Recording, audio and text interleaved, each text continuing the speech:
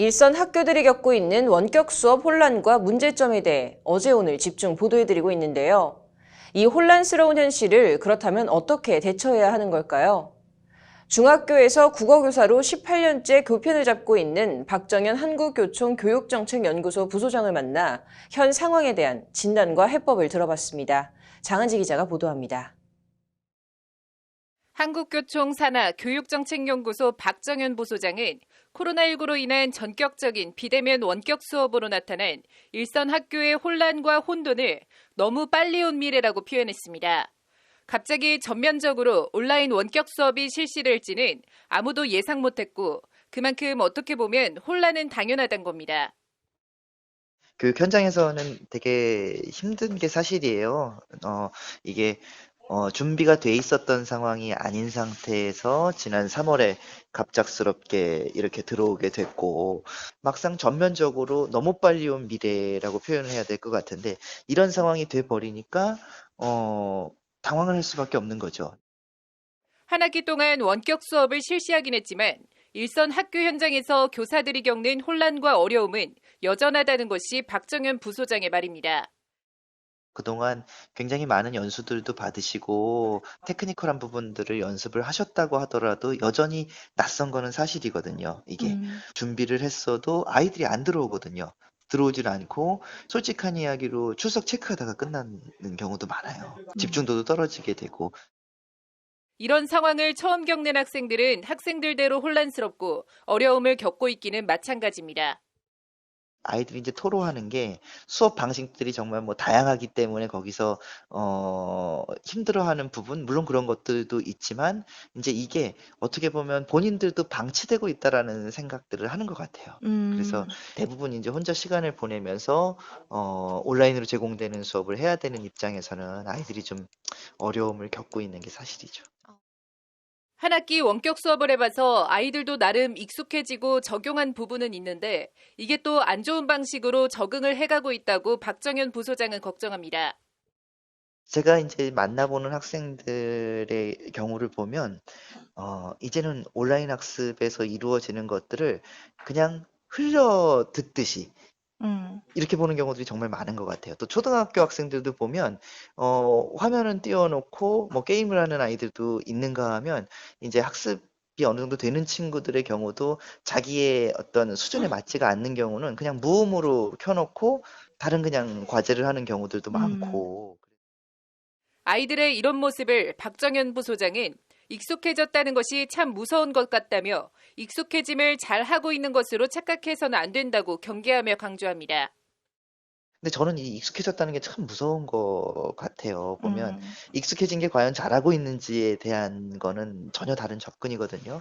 그래서 인제 이런 부분들은 우리가 봤을 때 겉으로 보여지는 지표가 '이수율이 높다. 많은 학생들이 하고 있다.'라고 하는 거에 만족하면 안 될 것 같다는 생각이 들어요. 익숙해졌다는 게 결코 잘하고 있는 것은 아니고.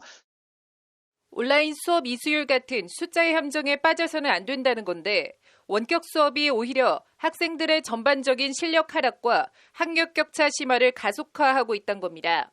실제 성적 정규 분포를 보면 중위권 학생들이 차지하는 성적 분포가 눈에 띄게 얇아졌다고 합니다.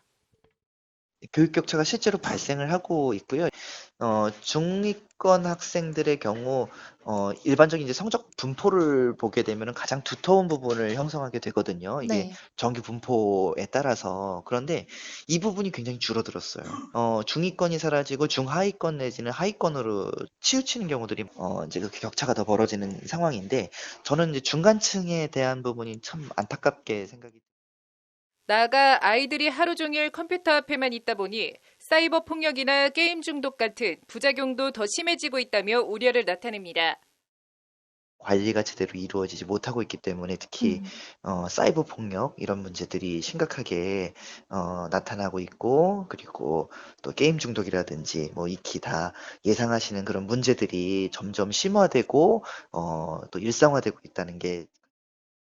그럼에도 교육부는 일선 학교 현장의 실정도 제대로 모르면서 이런저런 지침과 지시로 교사들의 피로감만 가중시키고 있다고 목소리를 높입니다. 천편일률적으로 모든 걸 다 쌍방향 방식으로 해라라고 하는 거는 다인수 학생들이 있는 경우, 그다음 교과의 지식적인 측면을 전달해야 되는 뭐 그런 교과의 경우는 오히려 더 불편한 방식일 수도 있거든요. 1학기 때 그래서 쌍방향 방식을 시도하시던 분들 중에서도 이제 회의를 끼고서 이제 전환하는 경우들도 많으시거든요. 그래서 이게 충분한 현장에 대한 고려 없이 전달하기 때문에 피로감을 느끼시는 경우들이 더 많다. 이렇게. 교육부 차원에서 단순한 권고라고 해도 그게 교육청을 거쳐 학교에 전달되면 반드시 따라야 하는 지침이 된다며 교육부가 아예 일을 좀 덜 했으면 좋겠다고 꼬집습니다. 교육부에서 권고안이라는 형식으로 내리긴 하지만 학교 현장에선 그거를 따라야 되는 지침처럼 바뀌게 되는 경우들이 너무 많거든요. 네. 이건 조금 비판적으로 들리실 수 있겠지만 너무 많은 일을 하고 계신 건 아닌가. 이게 학교 현장에서 진짜로 요구하고 요청하는 부분들보다는 일선 학교의 현실과 교육당국의 탁상 행정을 거침없이 지적한 뒤 코로나 사태로 초래된 현재의 상황은 학교 교육의 패러다임 자체가 변화하는 엄중한 시기라고 강조합니다.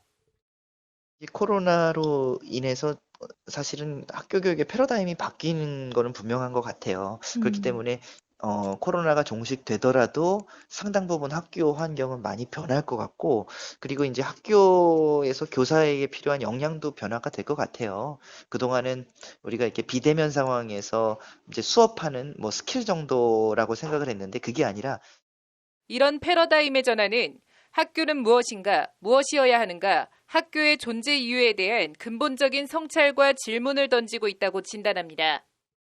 돌아갈 수 있는 상황도 아닌 거고. 그래서 저는 이게 향후 교육에서는 이제 교육부 장관님께서도 부총리님께서도 말씀하셨지만 이게 미래 교육의 어떤 전환 시점이다. 자퇴하는 경우들도 많아질 거고요, 아이들이. 그리고 또 어떤 경우에는 이제 홈스쿨링을 더 선호하는 방식들. 그동안 이제 학교 교육이 가지고 있었던 부분들이 오프라인 중심으로 돼 있었기 때문에 우리가 미처 생각하지 못했었던 것들이 지금 이 코로나 시대에서는 그러면서 혼란과 위기는 어떻게 대처하고 극복하느냐에 따라 기회가 될 수 있다며 교육당국은 우선 일선 학교 차원에서 할 수 없는 정책과 제도적인 면에 집중해 줄 것을 제안했습니다. 교육부에서는 그러니까 굉장히 큰 틀에서 제시를 해주는 게 맞을 것 같아요. 네. 아주 큰 범위에서 그러니까 대학교 입시에 대한 측면을 조정해 준다든지, 그 다음에 단위 학교에서 이수해야 되는 총 시수에 대한 조정, 이런 큰 범위에서 접근을 당장 올해 고3 대입도 문제지만 사실은 내년에 고3이 되는 고2가 더 문제라며 큰 틀의 제도 개선이나 해결책이 마련되지 않는다면 같은 상황이 되풀이될 수밖에 없다고 지적합니다. 단위 학교에서 노력으로 해결이 안 되는 부분들을 해소해 줬으면 좋겠다라는 말씀을 드리고 싶습니다. 이게 대표적인 경우가 지금 고등학교 2학년 학생들은 올해 1년 동안 이 부분이 너무 취약하게 들어가 있거든요. 그래서 이런 부분들 어떤 정책을 세울 때 충분하게 학교 현장에서의 이야기들을 수렴해서 정책화 시켜 주신다라고 하면 훨씬 좋지 않을까. 더불어 포스트 코로나 시대를 대비한 교원 역량 강화도 반드시 이뤄져야 할 부분이라고 박정현 부소장은 강조합니다. 이걸 이제 종합적으로 통합할 수 있는 능력들이 이제 교사에게 요구가 될 것 같고, 교육대학교나 사범대학에서도 이러한 과정들을 커리큘럼에 분명히 이제 포함을 시켜서, 이제 미래 교사들은 이제 미래 교육 환경에서 적응해 나가야 되지 않을까라는 인터뷰 모두에 현재 일선 학교가 겪고 있는 혼란과 어려움들을 너무 빨리 온 미래라고 표현한 박정현 부소장은 교육당국과 학교, 교사들이 이 상황을 어떻게 대처하고 극복하느냐에 따라 빨리 온 미래를 바람직한 현재로 만드는 전화위복의 기회로 삼을 수 있다는 말로 인터뷰를 마무리했습니다. 법률방송 장한지입니다.